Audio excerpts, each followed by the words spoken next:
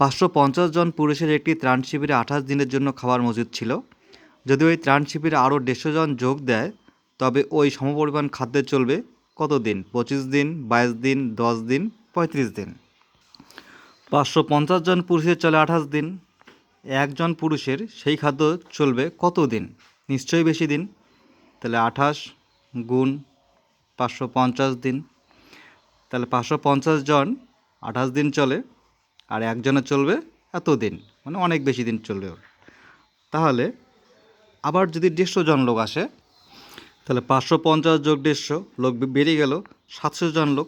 তাহলে 700 জন লোকের কতদিন চলবে? নিশ্চয়ই কম দিন চলবে। তাহলে 28 বাই 550 গুণ 550 বাই 700 এতদিন চলবে। 0 0 কাটা,